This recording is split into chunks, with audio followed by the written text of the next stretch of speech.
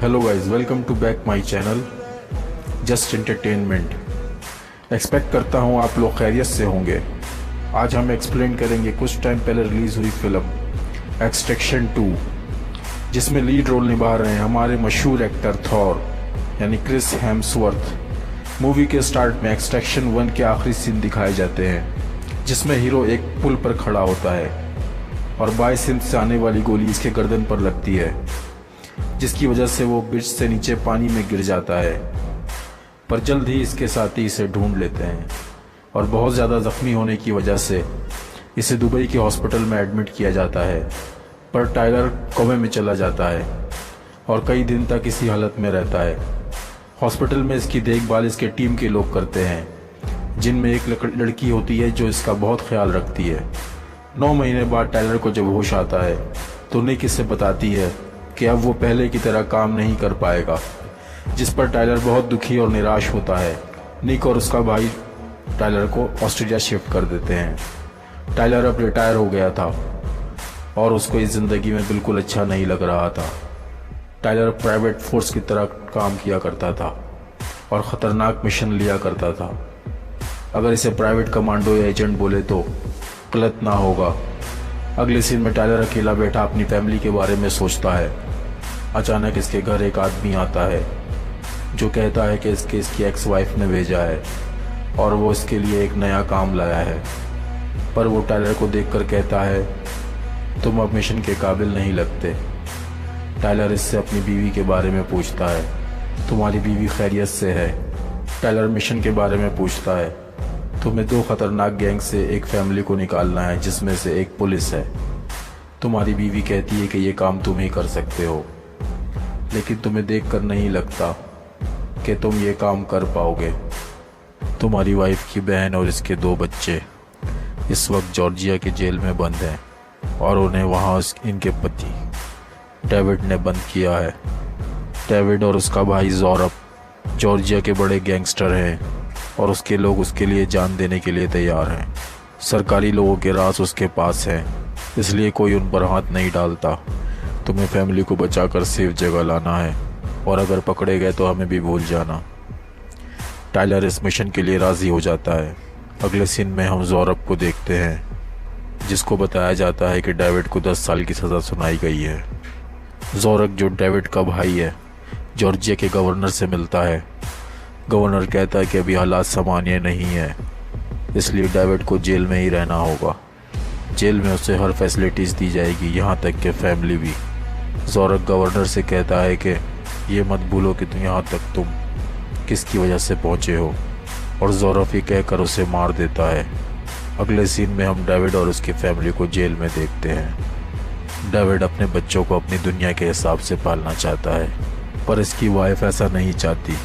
वो नहीं चाहती कि उसके बच्चे जुर्म की दुनिया में बढ़े। अगले सीन में टाइलर निक को कॉल करके बताता है कि एक नए मिशन पर जाना है। निक इसे मिशन के लिए मना करती है, पर टाइलर निक को मिशन के लिए मना देता है और ट्रेनिंग में जुट जाता है। जॉर्जिया जेल का एक पुलिस भी निक के लिए काम करता है। वो टाइलर और उसके साथियों के लिए रास्ता बनाता है, जिससे वो जेल में दाखिल हो सके। अगले सीन में रात के अंधेरे में टाइलर मिया की बहन और उसके बच्चों को वहाँ से लेकर निकलता है। जब ये बच्ची के हाथ से खिलौना छूट कर गिरता है, जिसकी आवाज़ से सारे लोग जाग जाते हैं और टाइलर के पीछे पड़ जाते हैं। मिक और उसका भाई कोशिश करते हैं कि टाइलर जेल से बच निकले, पर डेविड टाइलर पर ज़ोरदार हमला करता है। डेविड और टाइलर की 1-on-1 फाइट होती है, जिसमें डेविड मारा जाता है। मिक बच्चों को लेकर भागने में कामयाब हो जाती है। सारे कैदी भी मौका से फ़ायदा उठाकर भाग निकलते हैं, जिसकी वजह से जेल में एक भगदड़ मच जाती है और इस दौरान टाइलर बच्चों की मां को लेकर निकल जाता है।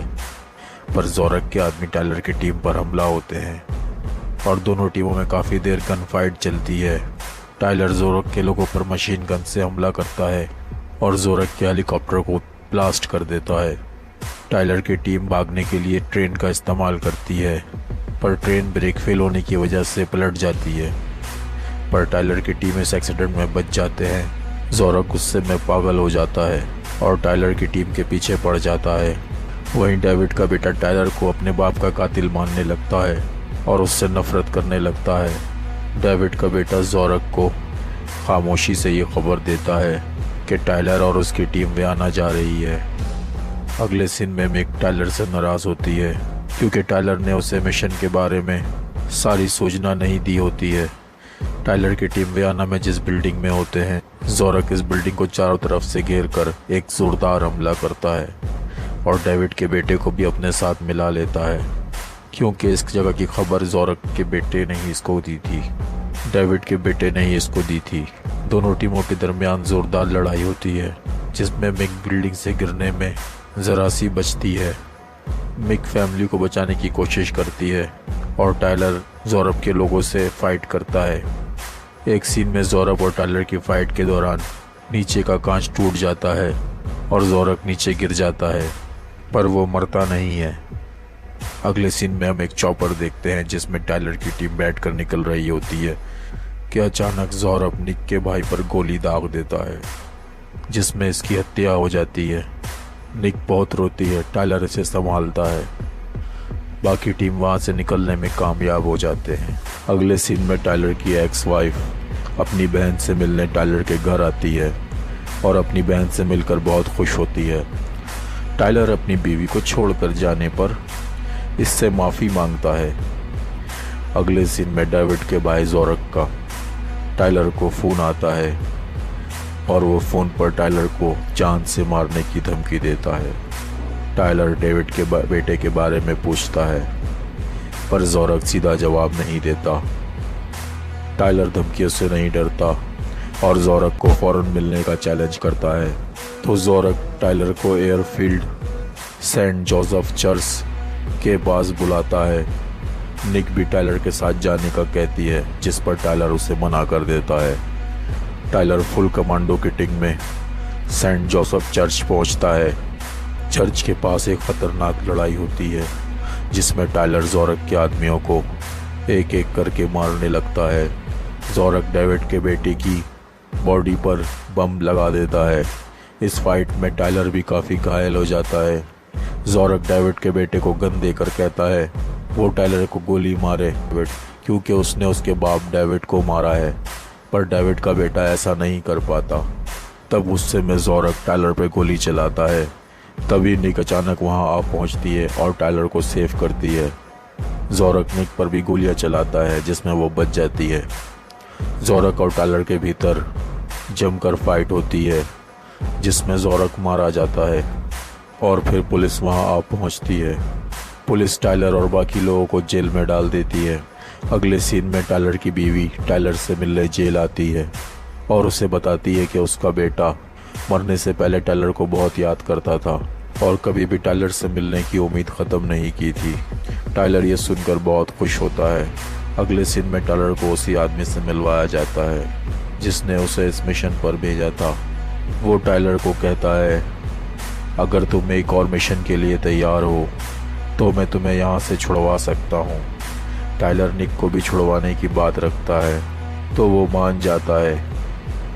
टाइलर उससे उसका नाम पूछता है जिस पर वो कहता है ये बात कोई मायने नहीं रखती कि मेरा नाम क्या है, मैं तो बस राब्ते का ज़रिया हूँ।